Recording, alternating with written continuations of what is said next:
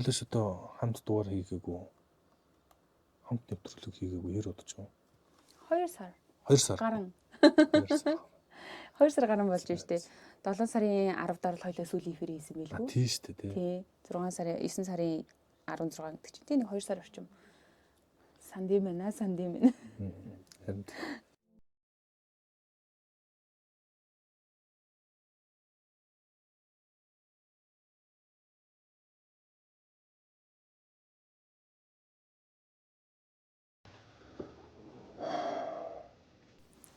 Яагаад тага. Йоо, видео айлгаад энтергээд хөөе. за, юу яа entertainment-аас бэлдэж байгаа 417 нэвтрүүлэг эхэлж байна. За 417 нэвтрүүлгийн эхний дугаар инхүү эхлэх гэж байна. За тэгээд бид хоёр Монголд гарч байсан ноцтой хэрэгүүдийн тухай ярина. За энэ хэрэгүүдийг шүүх цэгийн мэнэс бид нар за манай цэгийн ялангуяа нэлийн удаан шүүгээд хамгийн ноцтой за сургамжуулж магадгүй тийм ийм хэрэгүүдийг шүүгээд бид хоёр хэрэгүүдийн талаар ярина. Тэгээд өнөөдөр манай нэвтрүүлгийн эхний дугаарт спонсороор Канадын алдарч Jameson брэнд ажиллаж байгаа. Эцэг амьдралын эхлэл таны дотор. Эхийн эрүүл мэнд, ургийн зөв хөгжлийг дэмжих Jameson Prenatal Канадын амин дэм. Jameson баярлаа. За тэгэхээр өнөөдөр манай ярих хэрэг бол аминд хүрсэн секс бичлэг гэж бид хоёр томьёолсон. За тэгэхээр секс бичлэгээс болж хүн амины хэрэг маш хэрцгий ноцтойгоор үлдэгдсэн. За тэр тусмаа бүр их ойр дотны хүмүүсийн хоорондын нарийн нандин гэх юм уу мэдрэмж, амьдралын их сонин одоо нухчаанууд зарим талаар ингээд энэ хэрийг уншиж байхад нэг тийм айгу ойрхон юм шиг санагдаад. Яг л биднэрт болдог юм өдөр тутмын ойрхон байдаг юм шиг ийм хачин жигтэй хэргийн талаар ярих гэж байна. Тэгээд бас бүгдээрээ зоригож хангалаарай. За тэгэхээр энэ хэргийн хохирогч нь эмэгтэй хүн. Тэгээд түүний хэдүүлээ Немагчи. Битээр нөгөө ярих байгаа хэрэгүүдээ болсон хэрэг болсон газар, байршил, холбогдсон хүмүүсийн нэр, ялтан, за хохирогч хинж байсан бүх хэрэгүүдийн нэрийг нь өөрчилж дурдж байгаа тийм ээ. Тэгэхээр өнөөдрийн хэргийн хохирогч өсгөө хэдүүлээ Нема гэд нэрлэлчээ. За тэгээд энэ хэргийг үйлдсэн ялтан болох хүнийг зорио гэж нэрлэе. За тэгээд зорио болохоор Улаанбаатар хотод төрсэн бүрэн бус дунд боловсралтай хүнд машин механизмын операторч мэргэжилтэй юм залуу. Тэгээ эрхэлсэн тодорхой ажилгүй ам бүл нэг тэгэхээр ганцаар амьдардаг гэсэн үг. Өмнө нь ямар нэгэн юм яаш сэтгэл эдэлж байгаагүй хүн байна. За тэгээд яг өнөөдөр ярих байгаа энэ хэрэг болохоор 2002 оноос эхлэлтэй гэж хэлж болно. За тухайн үед 17хон настай байсан Нема гэдэг бүсгүй зориготой уулзраад за энэ хоёрын хооронд хайр дурлалын амаас үсээд энэ хоёр үерхэж эхэлсэн байдаг. Тэгээд яг хөтэ нөгөө 17 нас гэдэг чинь хүний хувьд бол айгүй гинэн цайлган жоохон шүү дээ.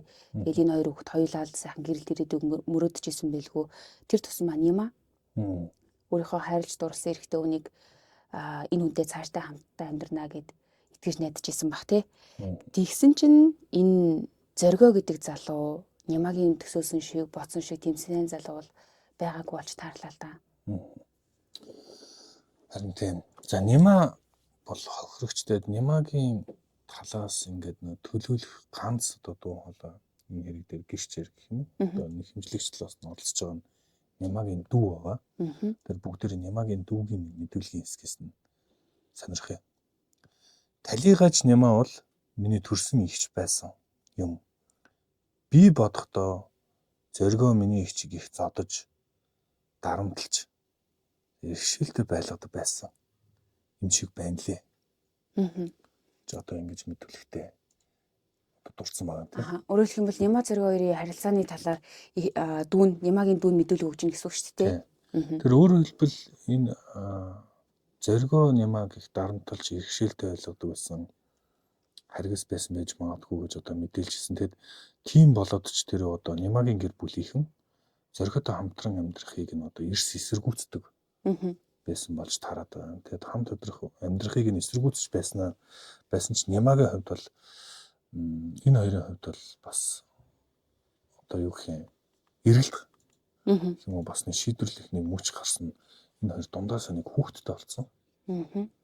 За энэ нь бас гэдэг энэ олон усуудын хоорондох тийм нэг юм одоо өрнөл юм шиг надад санагдаад байдаг л да. Ер нь нийгэм дээр аягүй анзаарагддаг штэ гэр бүл хоёр хүүхэд за хоёр хүн гэр бүл боллоо гэхэд айл талаас нь хүлээн зөвшөөрдгүү те. За тэгээ хосууд ингээд сальяа салж чадахгүй, нийлээ нийлж чадахгүй байж итэл жирэмсэн болсон байдаг тохиолдол маш их байдаг те.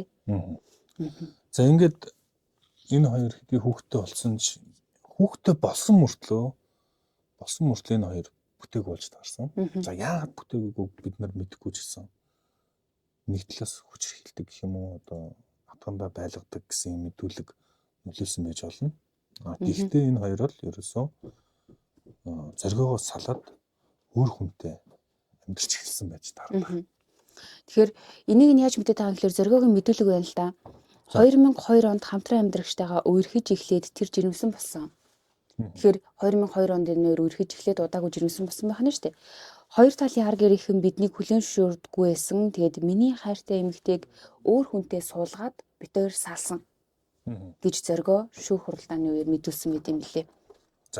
За гэтэл нөгөө талаас хоригчийг төлөөлж байгаа Нямагийн дүү гэж хүн байгаа тий. За Нямагийн дүү юу гэж мэдүүлсэн гэхээр Талигаач уг нь Яармагт Зана гэдэг хүнтэй хамт амьдарч байсан. Тэгээд 2015 оны 5 дугаар сарын үед салаад Чингэлтэй дүүргийн 5 дугаар хороонд эмээ өвөө хоёр дээр ирчээд бэж исэн гэж мэдүүлэг өгсөн байгаа байхгүй юу? За тэгэхээр эндээс хэдүүлээ юу харж болж ийн гэхээр зоригоогийн мэдүүлгээс бол энэ хоёр 2002 оны үед юу яасан хамтран амьдарч эхэлсэн. За тэгээ ийм хайр дурлалын рамаастай болсон байсан. Гэтэл энэ хоёрын харилцаа үргэлжлээгүй буюу 15 оны орчимд Зана гэдэг хүнтэй Няма хамтарч амьдарч байсан бач таарс өөрөөр хэлбэл салцсан гэсэн үг шүү дээ тийм ээ. За тэгээд энэ хүнээсээ ч гэсэндээ салчаад хүүхдүүдтэйгээ аав ээжиндээ амьдарч байсан болж таарсан. Тэгэхээр зоригоогийн мэдүүлэг болон Нямагийн дүүгийн мэдүүлгээс энэ хоёр ямар ч хэлсэн урт удаан хугацаанд хамт амьдарч чадаагүй байна гэдэг нь тодорхойлж байгаа. За ингээд усуд маань амьдрахын ирэхээр одоо хамт амьдралын ирэхээр одоо хамт амьдрах боломжгүй болоод за гихтээ хамт хаяа ажил хамтарч хийдэг. Ажлын хамтрагч гэх юм уу хаяа ажиллаар хамт амьдардаг, ажилдаг байсан болж таарж байгаа юм. Тэгээд энэ хүн амны хэрэг бол 2015 оны 12 сарын 12-нд болсон юм билээ. За тэгээд би зоригоогийн мэдүүлгийг уншиж үгэй. 2015 оны 12 сарын 12-нд манай гэрийнхэн Орос улс явсан хайгуур Талигаач бид хоёр Сапорогийн айлын заслыг орхиод хоёулаа арх хууч байтал гэж одоо энэ мэдүүлэг нэгсэн байдаг. Тэгэхээр энэ хоёр бол хамт амьдрахгүй ч уулздаг, хамт ажилладаг гэдэг одоо ингээд тодорхойлж байна л да тийм ээ мэдүүлгээс нь тодорхойлж байгаа гэсэн үг. Хичнээн нөгөө хамт амьдрах боломжгүй болсон ч гэсэн харилцаа холбоо нь байсаар байсан юм байна л гэсэн үг шүү дээ. За тэгсэн чинь энэ дэр нэг аягүй сонио үйл явдал болсон. За 2015 оны 8 сарын дундуур гэж байгаа. За энэ нь 2015 оны 5 сар Зана гэдэг хүнээсээ салчаад байж байгаа шүү дээ тий. Тэгээд 8 сарын дундуур ийм үйл явдал болсон нь Зоригоо, Няма, Чожо гурав нэг хэсэг найзуудтайгаа нийлээд нэгнийхээ гэрт арх уужилаа. За тэгсэн энэ үеэр Цожо Нямаг арх ууж тарсарсныхан дараа хүчинсэн байна.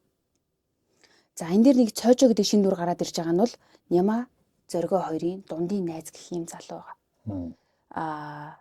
Зоригоогийн мэдүүлгээс харахад Цожог бол найз, чи найзтай тусал, чи надад ингэ гэж ингэж хэлсэн байгаа юм л та.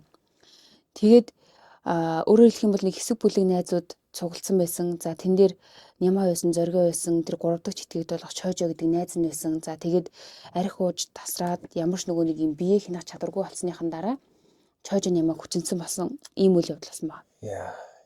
Амар агаз. Тэгээ энэ хоёрын хоорондох энэ харилцаа ер нь мэдүүлгээс нь харахад ч гэсэндээ айгүй эвгүй юм билээ. Яг ингээд хамт амьдраад байгаа нь мэддэхгүй, тэгсэн бүртлэнгөөсөө харилцаатай хамт ажил хийн, тэгснэ хаяа нэг уулзаж шоудна. Энэ байдал бүр хэд хэд удаагийн мэдүүлэгээр давхарцсан байдаг байхгүй юу? Тэгээд за ийм үйл явдал болсон юм bijээ. Тэгсэн чинь хамгийн амар нь юу байсан гэхээр энэ үйл явдлыг Зоригоо гар утсаараа бичлэг хийгээд баримтжуулж авсан байдаг. Амар гоцтой. Бүр ингээд юусе тархинд багтахгүй байхгүй юу? За бөөнөрөө ингээд уулзаад шоудаад наргиц ингэжлээ. Тэгтэл хуучин хамтран амьдарч исэн эмэгтэйг нь найз нь хүчрхийлж байгааг нь Зоригоо зүг зүгээр хараад за бүр зүгээр харахын хажуугаар гар утсаараа бичлэг хийж баталгаажуулж авсан ийм амир үйл явдал болсон байгаа байхгүй. За одоо яг цэгийн сайн хэллээ. Найз нь өөрийнх нь хуучин хамтран амьдрах чинь хүүхдийн ээжийг нь хүчрхийлж яхад зогсоогоогүй хараа зогсож исэн. Дээрээс нь болоогүй бичлэгийг хийсэн. За энэ ингээд энэ дээр хүний бас нэг юм суртахууны юу гэх юм уу? Луужин гэж байдаг бол ингээд эвдрээд эхэлж байгаа. Эсвэл энэ ямар нэгэн энэ харилцаанд асуудалтай гэдэг илтгэж байгаа юм л да. Яагаад тэгэхээр энэ бичлэг нь өөрөө одоо яг энэ хүн амны хэргийн гол одоо сэжүүр болно, шалтгаан болно гэж хэлж болно. Мэдээж хэрэг ийм бичлэг нь одоо өөрийнх нь секс бичлэг доромжтуулж байгаа. За одоо ингээд тийм элэг балаа бичлэг нь өөрийнх нь хамтран амьдрагч магадгүй дарамтлагдаг, хатхантай байхыг хүсдэг хүнд ийм бичлэг байх нь тийм амар санагдахгүй, бас маш тухгүй санагдах нь хинт жаалгамжтай. Тийм тэгээ энэ дээр нөгөө зоргиогийн мэдүүлэг байгаа юм л да. За юу гэж мэдүүлсэн гэхээр гэтэл цоожоо 2015 оны 8 сарын дундуур Баян Хушуунд Санжаагийн гэртээ зүүд найрх уужгаад миний хамтран амьдрагч болох эмэгтэйг тасрааж өвчнөснийг нь би нууцаар гар утсаараа бичлэгийн баталгаажуулаа авсан юм аа. Энэ үйл явдлыг гэрчлэх 5 хүн байгаа гэсэн мэт. Тэгээ энэ бичлэгийг ямар санаатай тийм үйл явдал болж байхад таслан зогсоохын оронд яагаад тэрийг гар утсаараа баримтжуулаад байж яваа гэдэг энэ хүмүүсийн хоорондох нэг тийм учир битүүлэг харилцааг бас илэрхийлээд байгаа. Айгуу сонирмс. За тэгэд 2015 оны 12 сарын 12-ны өдөр Няма Зоргиогийн гэрт нь очиод утга тулгасан байна. Утга тулгаад тэр бичлэгээ устгахыг шаардсан. Тэгэхээр энэ үед Зоргио за энэ дээр бас нэг дахиад нэг юм чухал ойлгох хэрэгтэй юм. Эмнээс өмнө Няма Зоргиогоос одоо энэ бичлэг хийгдснээс 5 сар өнгөрч байгаа. Тэгээ 4 сар гараа өнгөрч байгаа. 4-5 сар болсон энэ хугацаанд Няма Зоргиогоос бичлэгээ устгахыг удаа дараа бас шаардчихсан болж дарах гэдэг нэг удаа биш. Яг 12 сарын 12-нд бол нэлийн тийм ширүүн шийдэмгий байдалтай хар гэдэг нь утга тулгаад чи миний бичлэгийг устгах гэж тулгасан болж. Ядж яхад энэ хоёр чинь тэр сабароо дайлын цэслэг хийж агаад хоёулаа арх ухаар болоод гэрт нь очсон, Зоргиогийн гэрт очсон байгаа хүмүүс шүү дээ тий. Тэгэд Зоргио харин Нямагийн бичлэгийг одоо энэ шаардлагыг эсэргүүцсэн болж тарж байна. Яагаад тэгэхээр энэ хоёрын одоо харилцан яриа зүгээр ингээд яриа биш. Сүүлдээ ноцолтон болж өрнөсөн. За энэ дунд нь бол нэг нь утга барьчаад байдаг. Ингээд хоёр тал нэг нь бичлэгээ устгах, нөгөөх нь бичлэгийг устгахгүй гэдэг ноцолтож муудалцаж эхэлсэн байна. За ингээд ноцолтон болсны дараа юу болсон бэхээр Няма 3 удаагийн одоо зүсэлттэй. За 3 дахь удаагийн зүсэлт нь аминд нь урж таарсан байна. Амир тий. Одоо тэгээд удаа дараагаар ингээд миний бичлэгийг устгачаа гэд ингээд за эхэндээ бол мэдээж гуйсан байх. За сүүл рүү гуугаад болохгүй болонгууд нь чи утга барьж аваад сүрдүүлгийн хэлбэр рүү орж шүү дээ тийм ээ. Тэгээд ингээд ахад тэр бичлэгийг устгахгүй байгаад исэн шалтгаан яг юу байсан бэ гэдэг бас айгүй сонь тий. Тэр бичлэгийг ямар санаатай анханасаа хийчгээд тэгээд энэ бичлэгээрээ одоо Нямаг сүрдүүлэх хийсэн үү, дарамтлах хийсэн үү, шантаажлах хийсэн үү мэдхгүй тий. Ямар ч л байсан энэ бичлэгийг устгахгүй байлгаад байсан. За энэс үйл явдалсан байгаа. Тэгээд Зоргиогийн мэдүүлэгт бол ингэсэн байгаа. Талигаач хууль бус үйлдэл болох садар бичлэгээ устгах гэж миний цээжинд хутад тулгасан. Улмаар би гарынхын шунаас барин өөрөөсөө холдуулахад 2 гараа мултлах гэж зүтгэн тийчилж ягаад хэвлийн зүүн талын цээжинд хөндлөн өнцөг 2 см зүсэгцээ гэдэг. За нийтдээ 3 удаагийн зүслэг гэж байгаа шүү дээ. Эхний 2 нь бол нэг нь хэвлийн дээ, нөгөөх нь зүүн талын тэр нөгөө цээжин хэсэгтээ ингэж 2 см хэртэй зүсэгдсэн байгаа. Одоо эхний 2 шахыг авч ин гэсэн үг шүү дээ. За ингэчээд дараа нь огцон мөндийн хутга барьсан баруун гар нь миний гараас мултран харваж баруун талын хүзүүрүүгээ хатгачихсан гэж. Надад Зоргиогийн мэдүүлэг тийм. Энэ Зоргиогийн мэдүүлэг. Тэгэхээр одоо өөрөөр хэлэх юм бол би ингээд хутга барьсан байлаа гэхэд миний энэ барьсан гарыг чи бол ингээд нэг юм атгцсан юм болж таарлаа штэ. Тэгж жагаад би огцон босох гэтэл чи миний гарыг тавьсан тэнгуут нь би эрчиндээ ирээд хүзүүрүүгээ хатгачихсан. Өөрийгөө хатгацсан. гэж зоригоо мэдэгдэж Тий, байгаа. энэ бол зоригогийн мэдүүлэг. Тэгээ би яг энэ Бяцхан амьдралын эхлэл таны дотор. Эхийн эрүүл мэнд, ургийн зөв хөгжлийг дэмжих Jensen Prenatal Канадын амин дэм. Мэдүүлэг. тэгээ би яг энэ хэргийн баримттай ингээд уншиж байхад яг энэ ноцлтооны үед одоо эцсийн тэр хүн амны одоо хэрэг болох гэх юм уу? Амийн таслах тэр үеэр зоригоо хойноос нь дэвэрсэн болж тарах гэдэг байгаа юм. За тэгээд хин Нямаа бол одоо баруун гараараа худаг барьчаад ингэж яхад нь буцаж тавиад чавхтаж буюу тэгж яхад ингэсэн гэж одоо зоригоо мэдүүлж байгаа. Тий. Мэдүүлээ. За тэгээ ингэж байгаа үргэлжлүүлэх юм бол өөрөө санамсаргүй утгаалцаа. Би огт хутга бариагүй. Нямаа өөрөө агсран огцом гараа татаж харваад тэгээд артерийн судаас төвөнхийн бамбаа мөгөөрсө хатгацсан юм а гэж мэдүүлсэн байгаа байхгүй. Артерийн судас чи хүний гол судас шүү дээ тий. Тэгээд энэ рүүгээ хатгаж ийна. За бүр одоо яг энэ мэдүүлгээр нь бол тийм хүчтэй харавсан байгаа байхгүй. Тэгээд ингэж яхад хүний амьд хүрэх нь бол яалтчгүй юм амар хэрэг болсон. За тэгээд улмаар толгоогоороо 100 мөргөж унсан гэдэг. Энэ хэсэг бас амар. Тий. Тэгэхээр нөгөө шүүх шинжилгээнд дээр сүүлд нь толгойг толгой зогсон байсан байдалд болж таарах гэдэг юм л да. Гэхдээ яагаад араас нь байсан гэдгийг одоо би л одоо тэгж тайлж ойлгосон л доо. Яг тэгвэл урталт нь өөр хүн байсан. Тэр хоёр урд уртаас харж исэн бол цуух мөрөхгүй. Яг нь утгалсан дээр зуух мөргсөн гэхээр зоригоо Нямаагийн араас нь дэвэрч исэн. Магадгүй. Болж ийн гэж би одоо ойлгосон. За тэгээд би сандран тэрвэрч авсан боловч минут хүрхгүй хугацаанд цус алдаа өгсөн. Би хинт хандхаа мэдэхгүй байсан гэж зоригоогийн мэдүүлэгт байсан баг. Хинт хандхаа мэдэхгүй байсан. Гэхдээ чи уг нь бол цагтаа л дуудах хэрэгтэй өстэй. Цагтаа түргэн. Эсвэл түргэн. Гэтэ энэ дээр нэг момент байгаа нь нас орцны мэдсэн. Ерөөсөө минут хүрхгүй хугацаа гэж байгаа шүү дээ. Тий. Маш богино хугацаанд. Цус алдаад тэр чи артер венийн тийм одоо амин судалгаа нь утга орцсон учраас одоо ингээд их хурднаас орцсон. Тэгээд энэний дараа сандраад хин хандхаа мэдэхгүй байсан гэдэг чинь их хайсан. Сандарсан. Илтэй одоо л да. Энэ дээр зоригоогийн төрсэн хичнэрийн мэдүүлэг байдаг юм билээ. За би мэдүүлгийг уншиж үгэй. Хичээхэн мэдүүлэг. Тэгээд зоригоо манай гэрт орж ирсэн. Тухайн үед нэлээд сохтуу байсан. Зоригоо уйлж байснаа. Би ханийгаа алчглаа шүү дээ гэсэн. Тэгээ чи хүн алсан юм бол цагдаа дуудахгүй яасан юм гэхэд зоригоо би айгаад чадахгүй байна гэж хэлсэн. Өөрөөр хэлбэл зоригоо хүн амин хэрэг хийж мөртэй. Чингүүтэй нуух гэж хэлсэн. Гэхдээ энэ дэр нэг сони юм байгаа нь за айсан байж болно, сандарсан байж болно. Би ханийгаа алчглаа шүү дээ гэж хэлнэ гэдэг чинь тэр хэргийг өөрөө үлдсэн юм шүү дээ. Мэдүүлэг дээр худлаа яриад байгаа юм шүү. Хэрвээ эгч дээрээ очиод хичнээн айд сандарсан байсан ч гэсэндээ хүн босын явдлыг ярахтаа бол тий бит өөр ноцолдож байгаа цаа чи өөрлөгөө ингэчлээ гэдэг ч юм уу хүзүүрөөгөө хутгалчлаа гэдэг ч юм уу хэлж болно шүү дээ. Би ханийгаа алчлаа гэдэг энэ үгээрээ яг юу хэлэх гэсэн бэ? Эсвэл хэрэгээ хүлээсэн үү? За энэ ямар ч байсан эгчийнхэн мэдүүлэг дээр идэм билээ. Тэгэхээр энэ хэрэг болохоор дан ганц нөгөө зориготой холбоотой хэрэг бол биш болчихж байгаа юм л да. Зоригоо хэрэг гарсны дараагаар эгчнэр дээр очисон. За эгчнэртэй хэлсэн. Өөрөөр хэлбэл нуух гэж оролцсон. Тэрнээс нь болоод хэд хэдэн хүн татагдаж орсон. Тий. Одоо хамсаад маягийн болсон гэсэн үг шүү дээ. Тэгээ эгчнэрэн дүүтэйгээ нийлээд энэ хэргийг одоо нөгөө нуун дараалт гэж оролдож байгаа юм л да. Тэгээд яг энэ хэргийг болохоор аль биесээр бол урьдчилан амлалгүйгээр нуун далталсан гимт хэрэг гэж үздэг юм байна.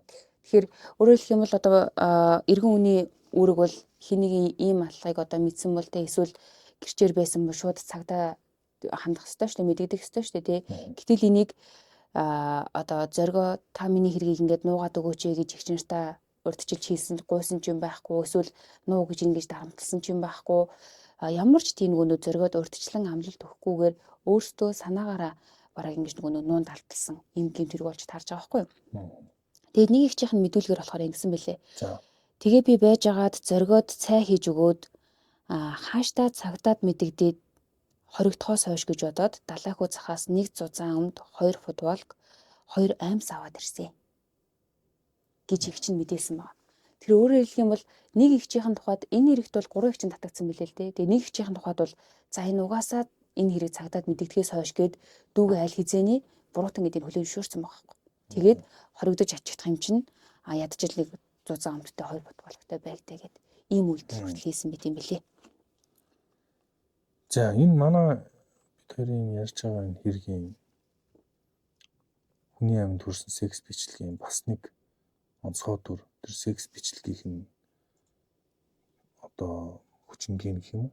Сексийг үлдчихсэн Чажогийн бас энэ хэрэгт буцаад татагдаж орж байгаа. Чажогийн мэдүүлэг байгаа. Бүгд энийг сонирхоод үзье. Чажогийн мэдүүлэг. Тэгэд гэрлүү орё гэхээр нь хамт яваад ортол 2 эгч нь байж байсан. Тэр хүмүүс урд нь намааг орохоор бараг загнах шахуу байдаг хүмүүс их баргаар царайтай дуу муутай байсан. Бид хоёр дэлгүүрийн хаалгаар ороод дамжаад гэрлүүн ороод сутал нэгэн хүн надад хэлсэн. Чи найздаа тусал. Эндээс холдуулж хаях хэрэгтэй байна гэсэн байна. За зоргоо те. Зоргоо ингэж хэлсэн. Гэтэл том их чинь баян хушууны тийш яваа. Наадах чинь тэнд ажил хийдэг гэ бидтэй гэсэн. Баг их чинь амар юм би тий. Тэ өөрөөр хэлбэл ихчнэр нь одоо хаашаа хаях те. Цогцыг хаашаа хаях яахыг ингээд ярилцсан болж дараад байна. Энэ хэрэгт бүр ингээд одоо хансаад маягаар. Тий одоо хушуугаа дүрчин гэсэн үг шүү дээ. Өөрөөр хэлбэл хүн амны хэрэг болсон. Хүн амны хэргийг нуун далтлах гэдэг тусдаа дахиад хэрэг энэс хамаарна. Үсэж авч. Энд нь ихчнэр ингээд татагдаад орчиж байгаа. Баг их чинь тийм ойрхон яах юм. Гэтэл зоргоо биогийн тийшээ аваачч хаяна гэд байсан. Тэгээд бид нар нэлээд удсан гэж Чажо буюу тэр секс бичлэгийн бас холбогдогч гэж мэдүүлэгтэй өгсөн байгаа юм. Эдгээр чинь хоорондоо найз нөхдөй холбоотой гэдэг байгаа тийм. Дотн гэх юм уу байнга харьцаатай байдаг байсан болж тараад ам л да. За тэгэхээр эгчнэр нь бол дүүгээ хамгаалахын тулд босон хэргийг өршлөн амлалгүйгээр нуун далдсан гин тэрэг үйлсэн тодорхой болчлоо шүү дээ тий.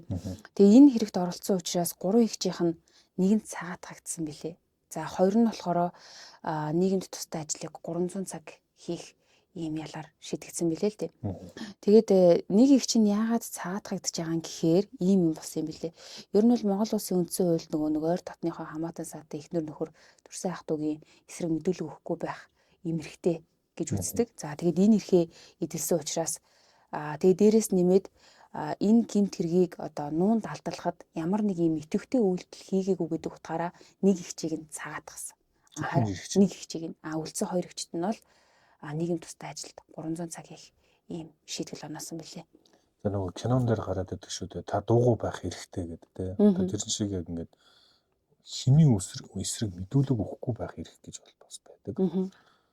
За дотн хүмүүс нэг нь хэрэг хийчихээр бүр ингээд цаанаас хамгаалах юм уу, аль болох гэдэг нөгөө тусаалах гэж те. Болох гэж оролддог нь одоо хүний зүүн сарын юм шиг. Тийм болохоор ч тэр үе өөрийнхөө ойр дотны хүмүүс ялангуяа гэр бүлийн эгч дүүнэрийнхээ эсрэг мэдүүлэг өгөхгүй байх бас байдаг. Гэхдээ тэр нь одоо ялнаас мултал гэсэн үг биш. Энэ эгчнэрийн бас зарим нь ингээд идэвхтэй оролцсон байсан шүү дээ. Байна шүү дээ. Биороо явж ажих тэгч их гэдэг одоо баян уушуул явж гэдэг. Ингээд оролцсон учраас 2 эгч нь бол нөгөө 2 эгч нь бол одоо ял авсан. Тэр нь бол харьцангуй хөнгөн дүү ял юм байгаа. Яагаад гэхээр нөгөө эгч төрсөн эгч нь учраас тийм. Хэрвээ таны хин мэддэг таньдаг найз ч юм уу танд ийм асуудалд ороод та тэр ямар нэгэн байдлаар одоо орооцолдох, мөн дарагдуулах юм. Та яах юм бол танд санал болгож болно шүү дээ. Найз нь ингэжлээ, найздад туслаач гэвэл та ачигдана. Яг л Чажо шиг юм болвол тий. Тэ одоо ерөөс яг ачигдах магадaltaй. Эрсдэлтэй гэдэг бас тэрнээс мэдж авбал зүгээр юм байна. За бүгдээрээ хэргийг цааш нь өргөжлүүлье. Би зоргоогийн мэдүүлгийг уншиж үгэй. За. Маргааш нь буюу 2015 оны 12 дугаар сарын 13-ны өдөр талигачийг хүнчинсэн залууд бий болсон явдлыг хэлсэн боловч машина янзлаад завгүй байна. Маргааш очие. Намайг очтол хүнд хэлээд хэрэггүй гэж хэлсэн. Би гашуудсан талигачийн хажуунаас холдолгүй ширээнийхээ тавцанг түлэгддэг зул барин суусан. Мөн алтан хайрцгийг нээж газар сонгоход чухал хэрэг болно гэж өнгөрсөн цаг минутыг нь 18 цаг 40 минут гэж тэмдэглэсэн. Йоо ямар амар юм бэ. Гэхдээ энэ дээр одоо нэг юм жоохон ялаа хөнгөрүүлэх жоохон юм юу яваад байна уу те. Нэг юм арга хэрэгсэл гэх юм уу. Би одоо жишээлбэл нэгэн төлхөө амны хэрэг болсон багт чинь би одоо ингээд талигаачийг араас нь гашуудаад ингээд ширээнийхаа одоо давцсан төлөгдөлт зол барьсан те. Тэгээ өнгөрсөн цагийг нь 18 цаг 40 минут гэж тэмдэглэсэн. Энэ төр бол мэдгүй яг шүүхийн өмнө хэлж байгаа нэг тийм өөрийгөө арга заах гэдэг юм шиг л мэдүүлэг надад санагдчихэв. Тэгээд би ханийгаа энэ төр гэдтэй. Гэтэл яг бодит байдал дээр үнэхээр энэ хүн ханийгаа гэж боддог байсан бол яг тийм хүчингийн хэрэг болж байхад зүгээр хараад утсаараа бичиж сууж ин гэдэг бол хүнөө нэргөө санагдсан. Яг би одоо яг ийм юм хэлээд одоо ялаас хэрэг хүмүүлдэг хэсгийг сайн мэдэхгүй л байна л да. Ямар ч гэсэн энэ мэдүүлгийн юм байгаа. За тэгээд мөн нүүр царай зэргийг нь гар утсандаа нотлох баримт болно бичиж авсан. Халуун газар байсан болохоор нүүрэнд нь цус мөнгөн ус шиг бөөнөрсөн байсан. Тэгээд талигч одоо 12 сарын 12-ны өдөр өнгөрөхөд бүтэн өдөр дахиад дамнаад байж хахад их халуун бишинтэй газар байсан болж байгаа. Энэ хооронд нь нэлийн одоо зогцос ялцсан юм уу? Нууцсан одоо энэ тэндээ цус нь бөөгнөрсөн юм байдалтай. Зогц байсан байж тарчаа. За ингээд имлэг дуудах гэсэн боловч минут хүрэхгүй үхсэн. Би их сэтгэлээр унан өөрийгөө буруутгах нь талигаачийнхаа араас үхье гэж шийдэн амиа орлох гэж зүүн гарынхаа судас руу давстаа ус шахаад нүд бүрлзэн хүс чахраад ухаан алдаж унсан. Тэгэд би дүүжлэж үхийгээд тор шиг биетэй төмөр байгаагүй. Тэгэд би цагдаа дуудаж би алсан гэж худал хэлбэл хэрэг хүндэрч цаазаар өгөх байх гэж бодсон. Би эгч нартаа би алсан гэж худал хэлж итгүүлсэн. Мөн чойжогийн нуух санааг дэмжин эгч нартаа худал хэлж бензиний мөнгө авсан гэж. За энэ дээр Йоо ямар амар юм болоо өнгөрч байна хажаа. харин тэ энэ дээр мэдүүлгүүд хоёр талаас зурж байгаа хамгийн зурж байгаа одоо мэдүүлгүүд бол чойжогийн мэдүүлэг, зоргогийн мэдүүлэг. Тий. За чойжо бол нэг талаас зоргоо алсан би хажуу мэдсэн гэж байгаа. Тэнгүүд зоргоо болохоор чойжо намайг энийг нуучих гэж санал болгосон. Одоо ингэсэн гэдэг энэ хоёр талаас. Тэгээ би чойжод шууд ийм юм болчлоо гэдгийг одоо нямаа өөрийгөө алчлаа гэдгийг би шууд тэр дорн утастаж хэлсэн гэдэг байгаа. Гэтэл чойжо болохоор эсэргээрээ уулсан уулзалтлаа одоо тэрийг нь мдээгүй. Тий юу ч мдээгүй байсан байгаа. За тэгээд эргэлзээтэй байгаа зүйлүүд ер нь энэ хоёр хүний мэдүүлэг дээр бүр айгүй зөрөөтэй байгаа даа. За тэгсэн чинь эсрэг талд бол чойжогийн мэдүүлэг байгаа шүү дээ. За чойжогийн мэдүүлгийг уншиж өгье. За гэрч чойжогийн мэдүүлэгт 2015 оны 12 дугаар сарын 14-ний өдөр зоргоо руу залгахад чи энэ түрээ дээрэж хоёулаа ганц шил арих уяа гэж хэлсэн юм л да. За тэгээд би яваад 74 дугаар сургуулийн автобусны буудлын дээр очиод зоргоо руу залгахад нэг залуутай хамт жаахан арх уучсан байдалтай сууж исэн. За тэгэхээр би Нима хаана байгаа юм бэ гэтэл 2-3 хоногийн өмнө надтай муудалцаад ахынх руугаа явлаа гэд яваад өгсөн. Энэ бол нэг талаас чойжогийн мэдүүлэг байна. Чойжогийн мэдүүлэг үнэн бол Нимагийн үхцнийг яг энэ үед мдэггүйсэн байж тарж байгаа. Зоргоо бол мэдүүлэгтэй яг тухайн үедээ эсвэл өнгөрсний дараа одоо цаашаар утассан гэж мэдүүлэгт өгсөн байсан шүү дээ. Тийм. За тэгээд дээшээ манайх руу явъя гэхээр нь зоргогийн гэрлөө яваад хашааны артлын зам дээр очиод зогсож итэл тэр хоёр нэг жижиг 330 грамтай хараа нэртэй арх хуваажуулсан. Тэгээ байжсэн чинь хорооны цагдаа нар бидний хажуугаар явж байгаад хүрээд ирсэн. Бид нар бүгд бие биенээ таньдаг учраас жаахан ярьж хурж байгаад нөгөө зоргоотой арх хувааж уусан залуу гэрлүүгөө явлаа гэд яваад өгсөн. За тэгээд цагдаа зоргоо бид гурав жоохон юм ярьж байгаад цагдаа гэрлүүгөө яваад өгсөн. Тэр үед зоргоо нилээд согтож байгаа бололтой хэсэг сууж яснаа уйлаад ах шиг найз нэг том хэрэг хийчихсэн. Нямаг алчглаа. Одоо яах вэ гэсэн. Энэ бол цойжогийн мэдүүлэг тий. Би итгээгүй. Тэгээд гэрлүү орё гэхээр нь хамт яваад ортол хоёр гिच нээж таарсан. Тэр хүмүүс урд намайг орохоор бараг загнаш шахуу байдаг хүмүүс баргаар царайтай дуу муутай байсан. Бид хоёр дэлгүүрийн хаалгаар ороод дамжаад гэрлүү нь ороо суудал зоргоо надад хандаад чи найзтай тусал эндээс холдууч хайх хэрэгтэй гэсэн. Тэгтэл том их чинь Баян шөнө тийшээ хай. Наадах чинь тэнд ажилдаг гээзтэй. Гэтэл баг их чинь тийм ойрхон хайж яах юм. Гэтэл зоргоо биогийн тийшээ аваачиж хайнаа гэдсэн. Тэгээд бид нар тэндээ нийлээд дуудсан. Би тухайн үед айгаад ёстой мэдгүй гэж хэлсэн. Би машин бензин байхгүй, би ер нь бараг чадахгүй юм биш үү гэх ухааны юм зүйл яртал зоргоо. Чи найстай туслалтаа гэдээсэн. Тэгтэл их чинь бензин ичих гээд 30 мянган төгрөгөөд 22 цагийн орчимд бага их чинь надтай хамт яваад 17 ороод шатхан түгээх станцаас бензин хийсэн. Тэр үед би яаж цагдаад мэдэгдэх вэ гэж бодоод цагдаад хэлэх арга хайсан. Өөрөөр хэлэх юм бол цоожоо энэ хэргийг цагдаад мэдэгдэж штэ. Нууц хар мэдэгдэх Нууц хар мэдэгдэх чинь. Зоргоогоос. Тий. Тэгээд 17-оос өксөөд зоргогийн гадаа очиод ихчийг нь та орчий биний хүнтэй уулзчаад ирэй гэж хэлээд түүнийг буулгаад доошоо эргээд явсан. Гэж цоожоо мэдүүлсэн байдаг. За өөрөөр хэлбэл цоожоо энэ одоо хэргийн бас нэг юм сэжүүрх юм уу? Илэрсэн шалтгаан болно. За одоо бүгд уншъя. Эцэг амьдралын эхлэл таны дотор. Эхийн эрүүл мэнд, ургийн зөв хөгжлийг дэмжих Jensen Prenatal Канадын амин дэм. Жаахан одоо цагдаа утсаар болсон зүйлийн талаар яриад уулзахаар болсон. Цагдаа надаас чи яг алсан байгааг нь баттай харсан уу гэсэн. Би нямааг нас барсан байгааг нь хараагүй. Зоргоо надад байшингийн дээвэрт хийсэн гэснийг хэлсэн. Тэгээ би цагдаатай ярилцаад буцаж зоргоогийн очихоор болоод явсан. Цагдаа намайг утсаа асааж халаасандаа хийгээд явж бай гэж хэлсэн. Би буцаад 01 цагийн орчимд очоод тэдний хашаанд машинаа ухраагаад оруулсан. Тэгтэл хүн унтсан хойно гарна гэд нэлийн удаад бараг 1 цаг орчим болоод 2 цагийн үед гараад зоргоо намайг машинаа дэлгүүрийн залгаа байшингийн дээвэрлүү тулгаж тавь гэд өөрөө тийш яваад орсон.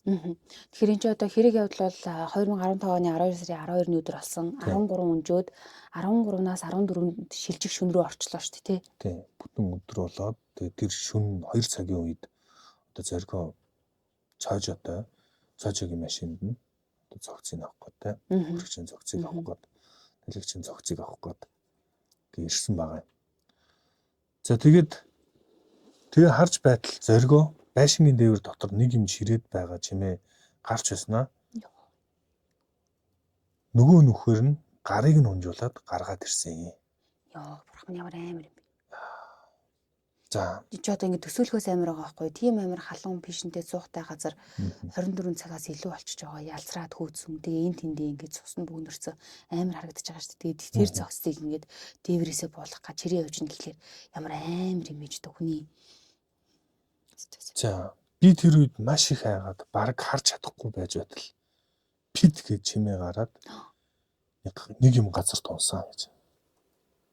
За энэ талигчийг сүүлд нь бас шинжилгээ хийхэд толгоон тус газар нэг том сорив байна. Энэ одоо нас орсны дараа үгүй тодруулж чадахгүй гэдэг мэдүүлэг дээр нэлээ. Тэр нь ингээд анх өнгөрөхдөө пиш мөргөхдөө юу дээврээс болж хат нь унгахтай. Тэрийг сайн мэдгүй ихтэй. Гэхдээ хиний зоргогийн өөрийнх нь мэдүүлэг дээр ч гэсэндээ байсан шүү дээ. Тэгээ би нөгөө ачих гэж явж байгаад гадаа цоожогийн машин ирсэн. Тэгээ машинд нь оруулах чагаад би цогцыг нь 3 метрийн өндрөөс унгаасан гэдэг. Амар. Би тэр үед ойртоод очтол газарт нямаагийн цогцос хөвтөж байсан. Түүнийг зоргоо дээрээс унгаасан байсан. Өөрөө араас нь гарч ирээд цасан дээр чирээд миний машины арын багаж руу хийгээд нэг цагаан удтай юм 2 бадуу шиг аваад буцаж гарч ирээд машиныг арын багаж онгоолгоод цогцсны дээрээс дарж тавиад явъя гэсэн. За тэр үед би машинаа асаагаад хөдөлсөн. Өөр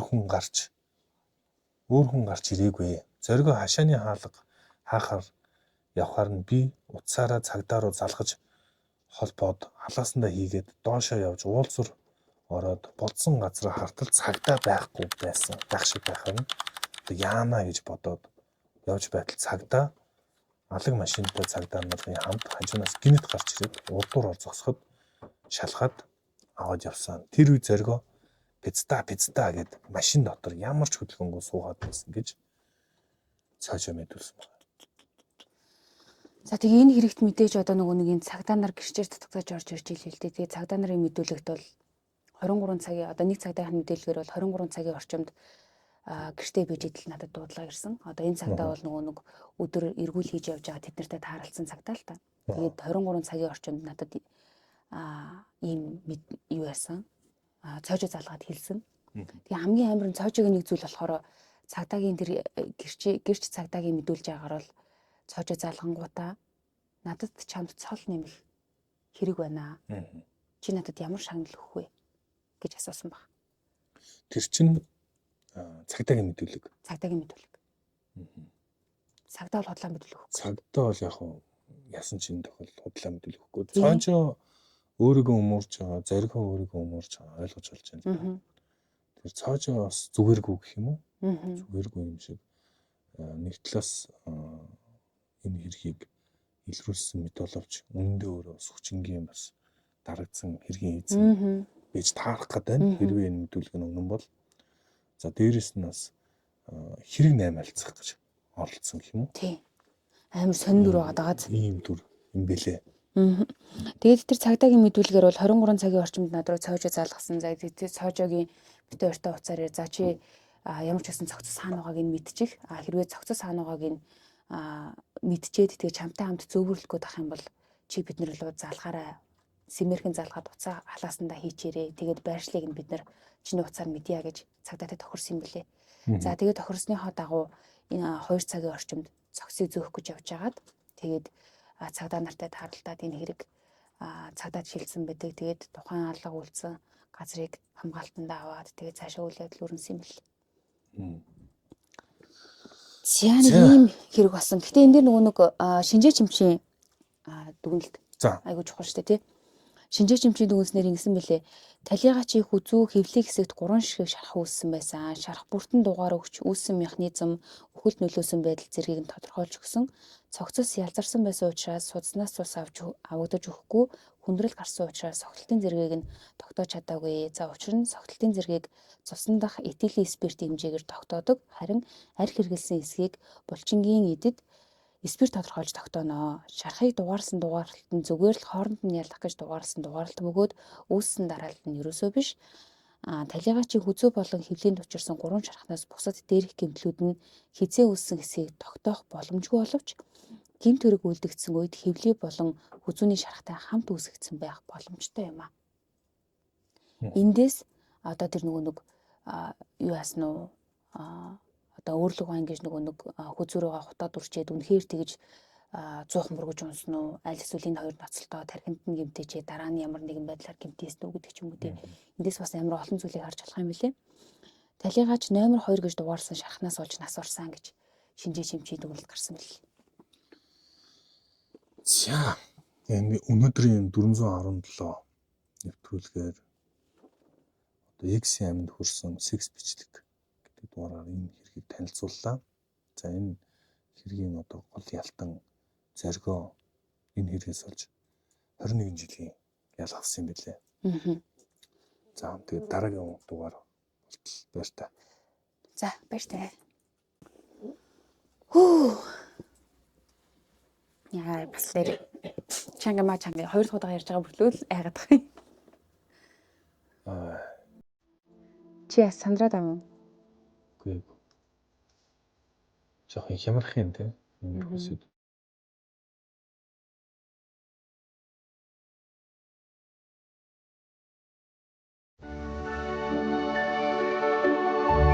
Эцэг амьдралын эхлэл таны дотор.